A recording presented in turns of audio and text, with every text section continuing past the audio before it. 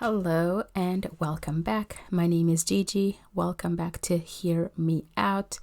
In the podcast format, I decided that because I do have a YouTube channel where it's a little bit more formal, a little bit more structured, and I wanted to just have a long form format as well where I can just talk freely, maybe a little bit more talk and less graphics, a little bit more personal. And so I thought Spotify would be a great place.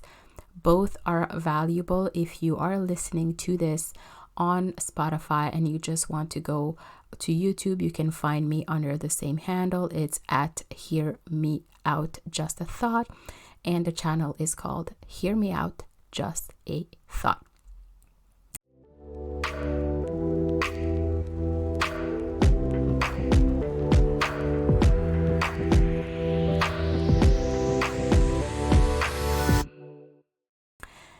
So today we want to talk about, I am alone. So today I want to talk about my testimony. I want to give my testimony.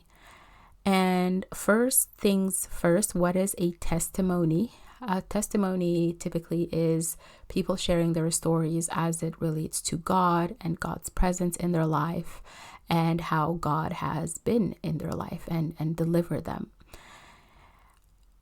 I'm just not really the type of person to give testimonies in general, so it sounds bizarre to me. It feels bizarre to me to grab a mic and come on here and talk about God, specifically in my life. I'm naturally an introvert and a pretty private person, contrary to what this whole podcast would make you think. But I am private, and it's really not natural to me to come on here and talk about my personal life.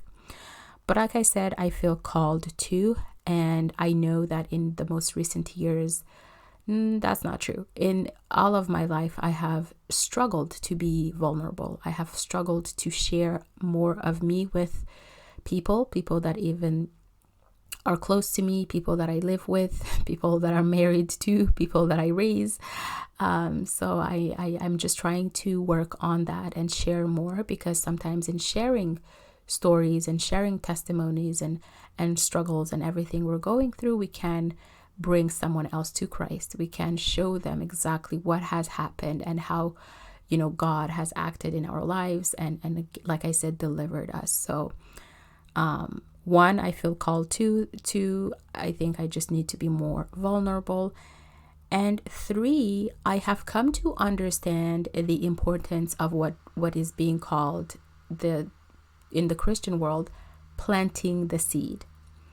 I was looking at I think for the first time I heard this, that I was looking at a sermon online, and somebody mentioned 1 Corinthians chapter 3 and the verses 6-9, which I think I have read before, but I hadn't really meditated on before. And so in the context of the sermon, it just became so clear to me that we have to plant seeds. So I'll read the passage, the scripture here in 1 Corinthians chapter 3 verses 6-9, and I'll let you know exactly why I feel called to give my testimony. So it goes, I have planted, Apollos watered, but God gave the increase. So then neither he that planteth anything, neither he that watereth, but God that giveth the increase. So of course, this is the more formal version. There's also other, translation like the NIV that make it even simpler to understand. The NIV, the New International Version, reads it like this. I have planted the seed, Apollos watered it, but God has been making it grow. So neither the one who plants nor the one who waters is anything, but only God who makes things grow. So the thought that came to my mind here is I was so focused on trying to say things the correct way, even with my YouTube channel, to just be the most professional that I can be, to have a clean cut message that is not too long, that is just very super clear, concise, where I don't show too much emotionality. I was so focused on trying to share my message in a way that was perfect that I would not do it until it was, perfect in my eyes, or until it was presentable. And I realized that that's because I thought I could impact people myself. I thought I could work in people's hearts myself. I was guilty of, not sharing the truth, or I guess not taking that step and not even sharing more of myself, because I wanted to wait until I was quote unquote perfect, which will never happen, of course, to share that, to just do what I have to do and what I feel called to do. So until I read this First Corinthians chapter and verses that, again, I saw in sermons, that I realized, no, we have to share our testimonies even when they're not perfect and we're not really good at, being in front of people or whatever. We have to share it just because our job is not to control the outcome. Our job is to plant the seed. Our job is to talk about the truth, to share the truth. And God is the one who changes hearts. God is the one who does his thing. We are nobody. We're nothing in terms of controlling our people's lives and people's opinions and people's this and that. We can only be God's instruments. So here I am.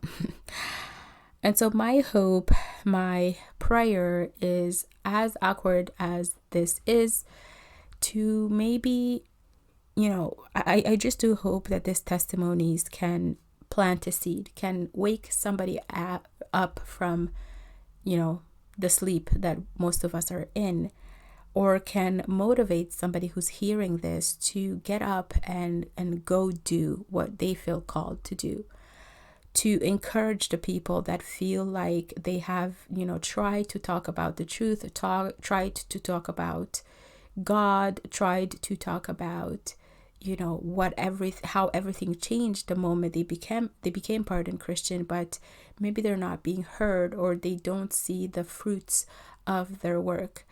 And to start a chain of people who are not looking to be revolutionaries, but really who just want to work for the kingdom, who just want to put their voices and hands and energy out there and talents for the kingdom.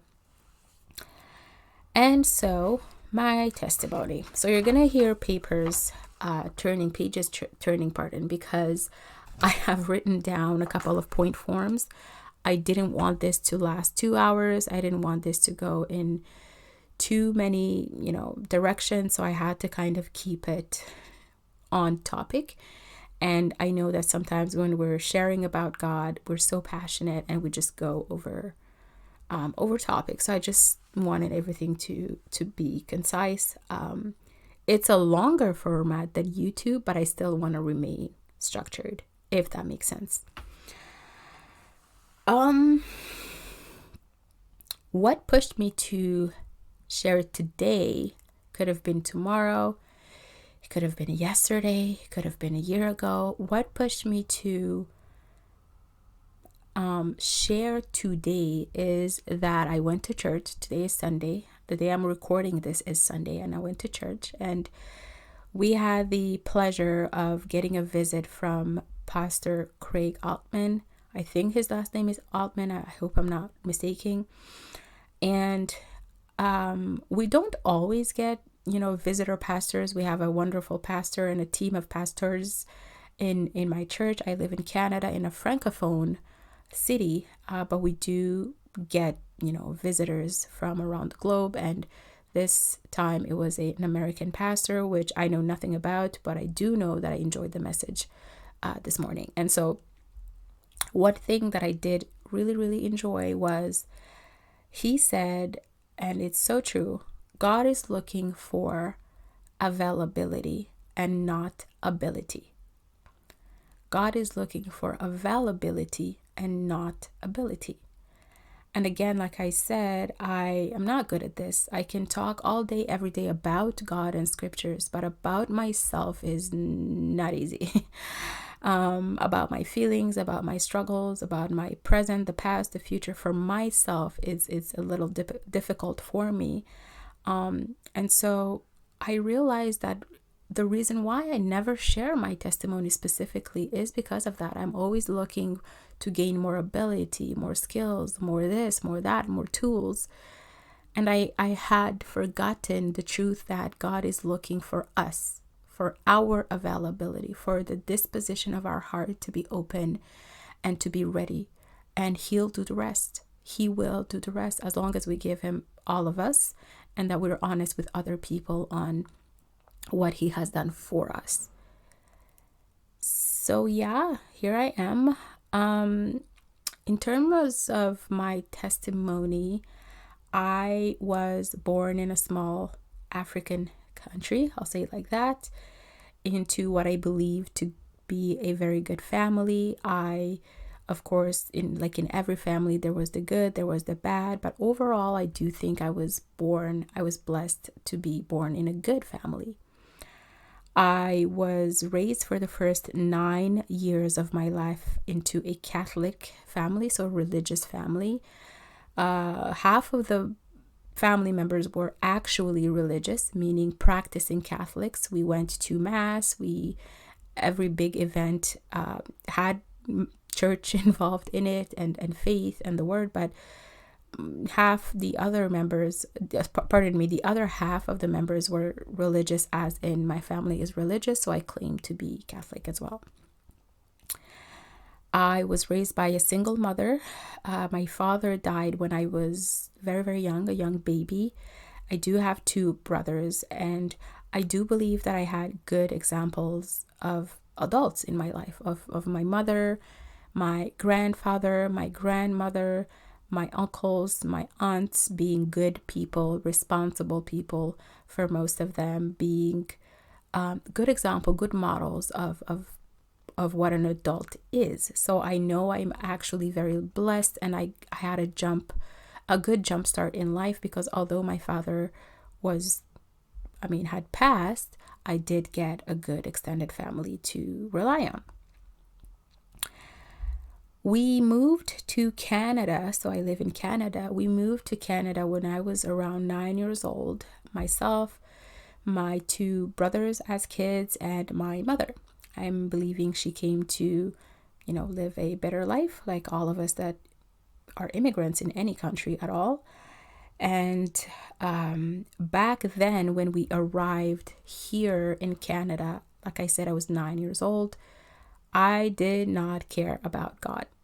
I did not love God. I was not interested in God. I was just another child who goes to Mass because their mom goes to Mass, who kind of says they believe in God because they're a child, and that's how they were raised. But as for myself, I didn't believe and I didn't care at all.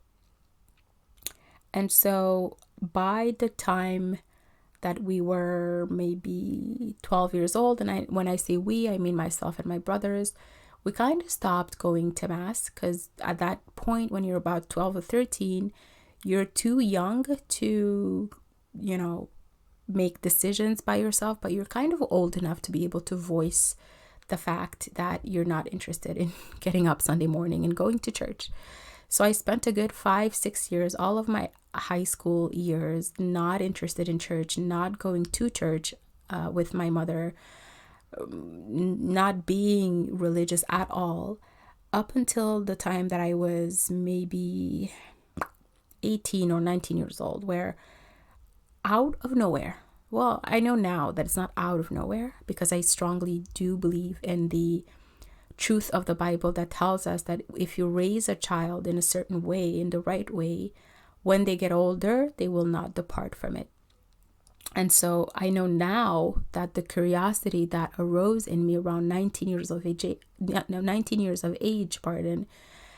didn't come out of nowhere, but it certainly seemed like it came from nowhere back then. So I don't know where you stand with that. I don't know if you are a person of faith, if you believe in anything, but I'm curious to know if anybody has had a random moment of like thinking, hey, what do I believe? What do I want for myself? What do I think about God? And so for me, it was around 19. So that curiosity paired with the newfound freedom of being a 19-year-old kid, at that point you have a job, you can go see your friends, you can stay out later, you can make bigger and bigger decisions for yourself. At that time I was starting college as well, college in Canada being not university but pre-university, and just starting to have this pressing feeling of like, I need to answer some questions about myself and my life and our life and human beings and the way that they are and the decisions that they make. I started being very, very interested in psychology and everything that is, from far or from close related to psychology. I started looking at philosophy as well. I do remember that in class back in college, I think I had the highest grade in philosophy because asking questions that are random sometimes is something that I've always kind of been good at. Philosophing. I don't know if that's a word. It certainly is in French, but in English, I don't know if that's a word. So to philosoph, to talk about big question, existential questions, was a real interest for me at that time. And so the friends that I grew up with when I was in high school were not religious at all. They, when it was time to choose a college, chose to go to a college where the party was, the main focus, relationships, drinking, smoking, whatever, you name it, really. It was a college that you went there if you knew you wanted to have fun for the next 3 or 4 years of your life. And I did really love my friends, and I did really spend a great 5-6 years with them. But at that time, I did feel something inside of me telling me, nope, don't go there. Take this opportunity to kind of do your own thing. And so I chose to go to a different college where I was by myself, which, to be by myself in general, is something that is not scary at all to me. I would even go as far as to say I prefer that, which is a battle I'm fighting right now, because when you're in Christ and you have brothers and sisters, you have to kind of interact with people. And like I mentioned, despite, I guess, the fact that I'm on a microphone talking about God, I am an introvert. I live and prefer to be in silence. I live and prefer to be alone, and that is not how my life is set up. I live with a bunch of people. I have a big family, and bunch of people sounds horrible. I live with my husband and kids, meaning there's always people in my house that are not my husband and kids, but it's my preference is to be with less people than more. Anyways, I digress. And so I went to that college by myself. I had time to kind of think about stuff, and I started getting back into theological questions about who is God? Is he real? Do I even believe in him? Do I want to believe in him? What has he ever done for me? What have I ever done for him? What's up with all these people that believe? And at the very same time, I happened to meet a guy who I start, hanging with, and he asks me out, and we become boyfriend and girlfriend very fast. And he was a fantastic person, but a non-believer. So he would take me to do whatever the world was doing. So fun, parties, drinking, dancing, fornicating, being together, sleeping over, you name it, we did it. And that relationship, as much as I recognized that person was just a great guy who was in love with me, I thought I was in love with him as well. I very fast started noticing that something wasn't right in me, not in the relationship, but in me. I saw that this guy was so nice, so fun, so he was an intellectual like me. We just liked to talk about stuff, and he knew everyone. He had enough, financial means to take me to places and stuff like that. He was older than me. And I realized he was talking about marriage. He started talking to me about marriage and about our future. And I would have a reaction every single time that he talked about it, because I realized that I didn't want it, but this was a good guy. And something was missing. I know now that God was missing. And I know now that I was living in sin, but I didn't know then. All I knew was I'm feeling uneasy about this. So that relationship did not last. I came to my senses and I told the person, you know what, I feel like there's something missing. I don't want to hurt you in the long run. So we put an end to the relationship.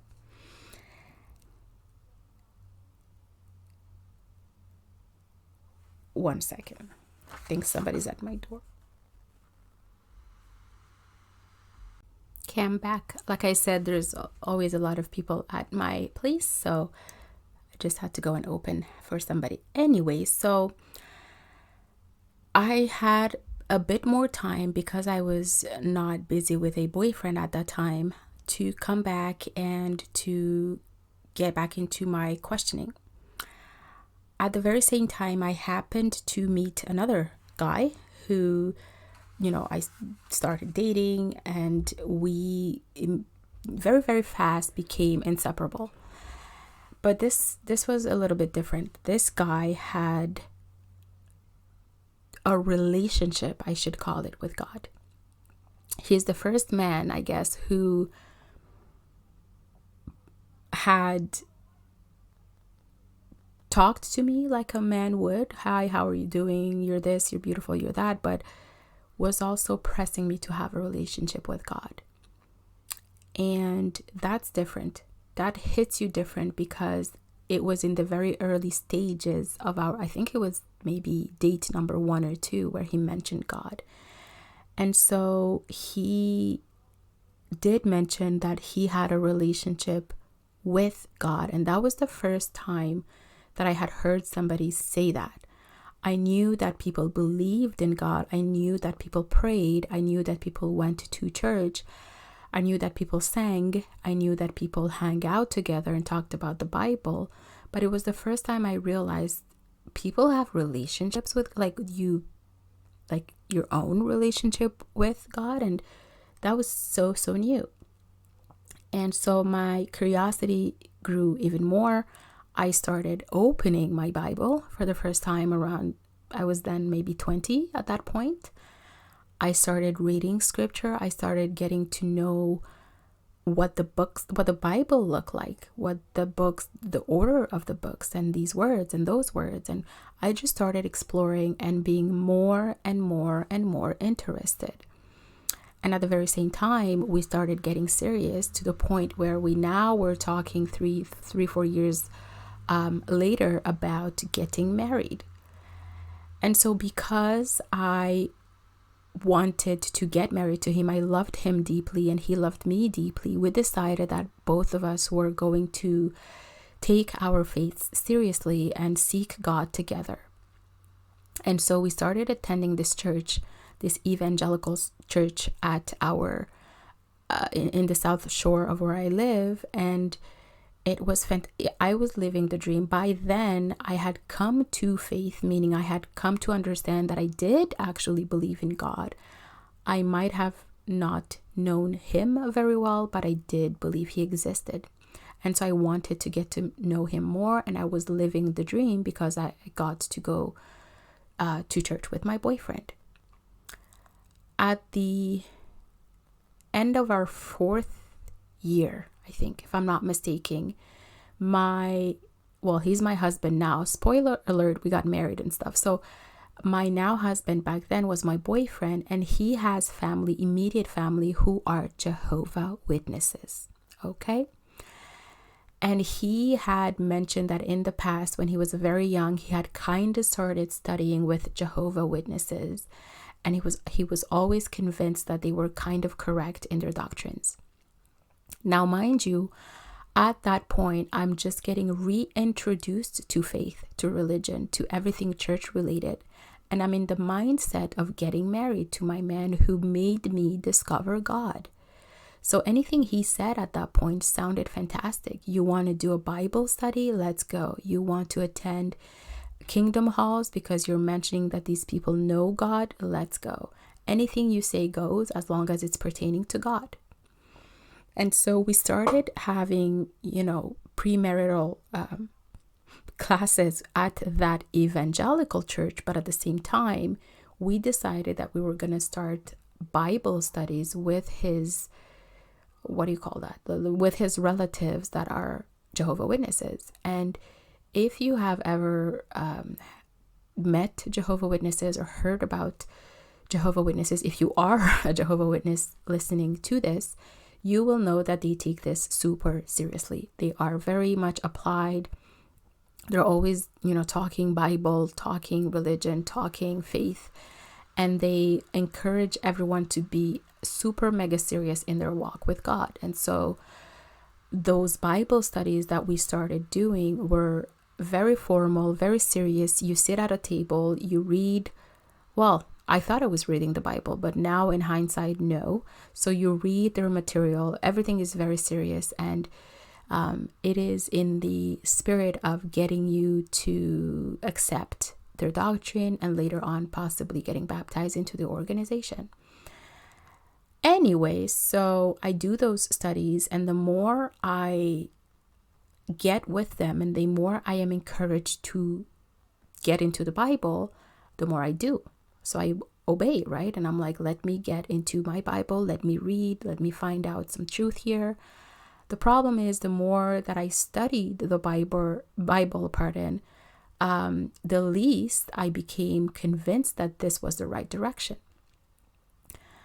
I am today Christian evangelical, period. I'm not a Jehovah Witness, but I realized then, oh wait, there is a truth. The truth is in a Bible, and whatever anybody tells me that is not biblically sound or that is not correct to what my eyes are seeing in the Bible, I'm going to not accept that. And it was the first time. By then I was maybe 25. Let me think. Yes, maybe 25 years old. Is that real? No, 24 years old. And that was the first time that I started making decisions based on faith. It was the very first time in my life that I was presented with something and I decided to reject it because it was biblically not sound.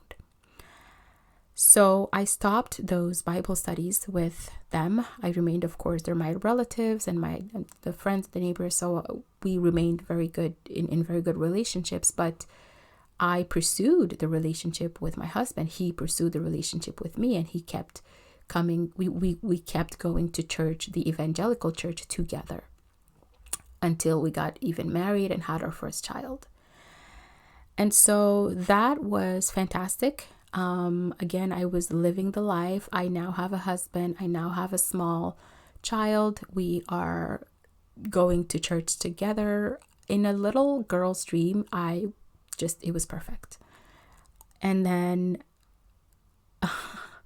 just because life is life, he decided to become a Jehovah Witness after we got married, maybe 3 years into the marriage. And by that time, we had two small kids. We were just moving into a new house and everything. And I was so surprised, meaning not surprised that he believed the doctrines, but surprised that he took the step. I was immediately overcome with a lot of emotion about just grieving the relationship I thought we had with God together, grieving the idea of ever going to church with him again, some confusion about why did you decide to now become a Jehovah Witness and not before we got married. some anger about, oh my goodness, had I known this, I wouldn't have put you and myself through a situation where now we're kind of married. We both love God, trust God, and will never get out of a relationship because we honor marriage as an institution that God created. But it's obviously not going to be easy. I don't know if any of you are in an interfaith marriage or are even living with an unbeliever, but it's not the easiest thing when you want to please God to have a difference of religion or a difference of faith, basically, living together and raising kids. So I had, a lot of anxiety, but at the same time, I was kind of being called to submit because, biblically speaking, he is the head of the household. So I was trying to navigate all of that at once and see how I can please God, but also honor my husband and my faith at the same time. So for a few months, I started going to the Kingdom Hall with him, but I quickly realized that I could not possibly believe in God and know his word, know the truth, and go and spend time in not the truth and spend time away from the truth and spend time being taught doctrines that I clearly thought was not sound. And so I had to actually make that choice to say, you know what, I think you should pursue your faith. I think I should pursue my faith, and we'll just have to make this work. We are making it work. He's the best husband. He's a good father. I think I'm a good wife. I think I'm a good mom. We're still having, fun and being together, but having two different religions. And so because I was with myself now, because I was forced to now kind of take the reins of my own church going and Bible studying and habits and this and that, I decided to study some more, to really take the topics that we disagreed on, not myself and him, but his whole religion and my whole religion, and really study the person of Jesus, study salvation, study the story of Christianity, study the, Trinity, everything, every single thing I decided to study.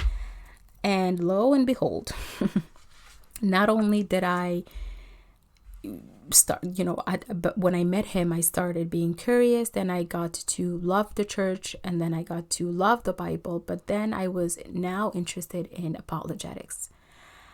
I realized that I was able, by the grace of God, to live with somebody who has different opinions than me, spiritually speaking, and be surrounded by folks, because Jehovah Witnesses come in groups. I think you know that. So they're kind of in my home now. They're eating with me. They're meeting my children. I'm meeting them. Sometimes I'm having to go talk to them. I also still come from, like I mentioned, a Catholic family. I have a Catholic mother. I have Catholic relatives.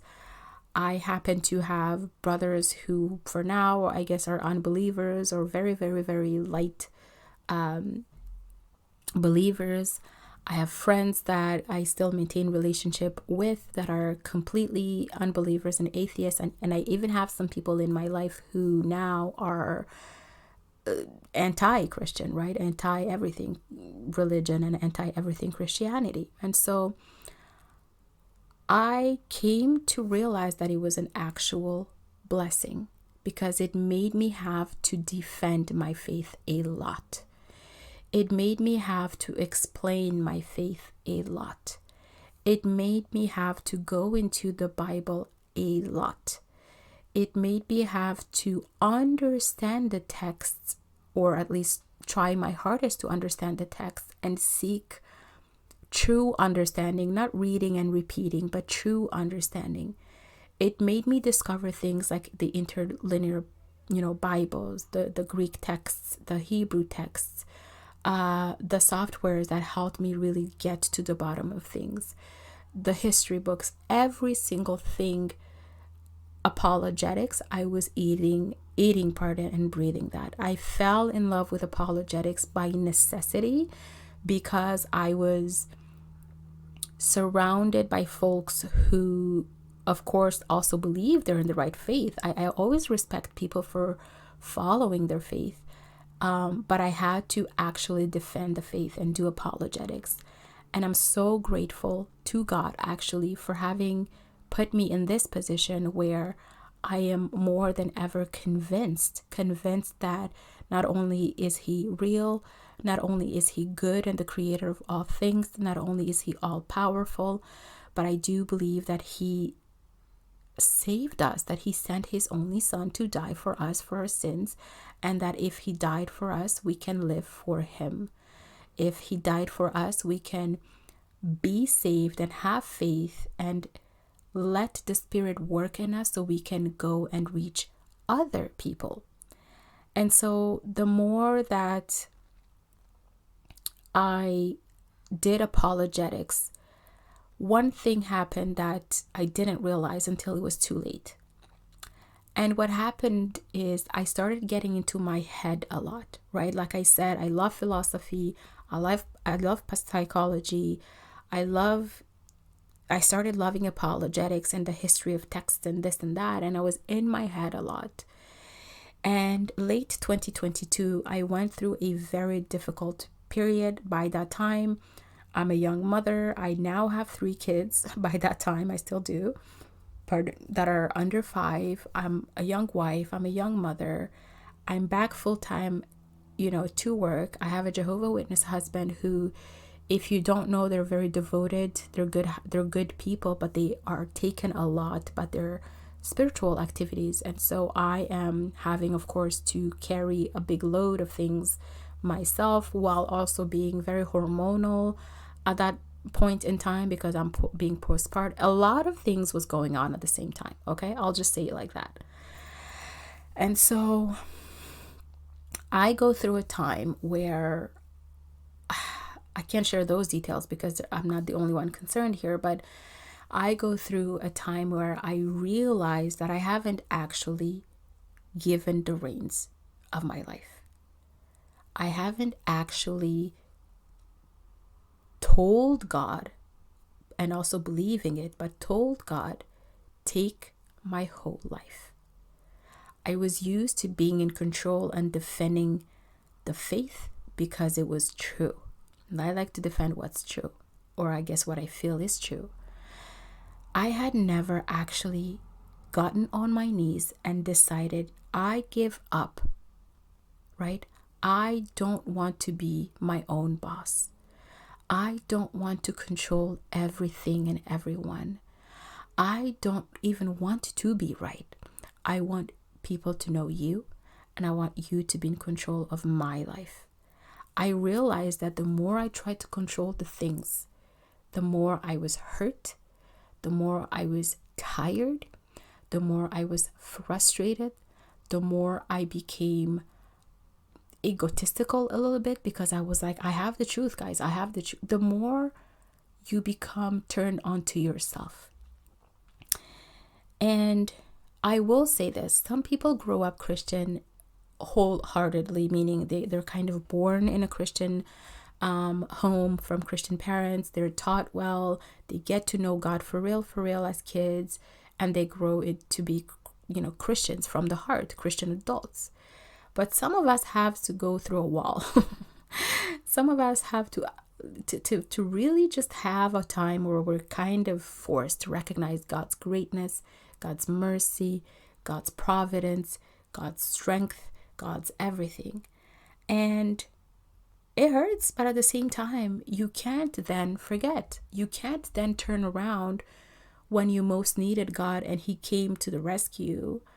And when you gave the reins to him and he completely rearranged your life, you can't really then forget because you've seen what it's like without him and you've seen what it's like with him. Anyways, I don't want to get preachy today, but what I'm saying is I saw the difference of Gigi being her own boss, but loving God, and Gigi being completely surrendered and accepting God and accepting Jesus as her Lord and Savior. I saw the difference between just accepting Jesus as Savior versus also accepting him as Lord. And I decided that, I think by then it was mid 2023, I am no longer the boss of myself. I am no longer going to live for my satisfaction. I'm going to turn to you. I'm going to give you everything, what I am, what I own, my work, my finances, my body, my conversations, my parenting, my marriage, my activities, I want you to just be everywhere and be everything that I'm looking for. I want you to inhabit my house, inhabit my heart. I want you to be Lord of my life. And I'll get maybe another day into what came over me, because I used to kind of be this person. I don't know if you're this person. I used up until maybe mid 2023. That's not very long ago, guys. We're in 2024. I used to be that kind of person where when people said God spoke to me, I was like, oh, okay, you're weird. I'm out. Like, I would pretend that I believed him. I would pretend that this is totally normal. But inside, I was just like, I think you're exaggerating a little bit. I think you believe that it happened, and I will respect that you believe that it happened, but I need you to chill. I need you to realize that God, like, I don't know about all of that, okay? Until I became,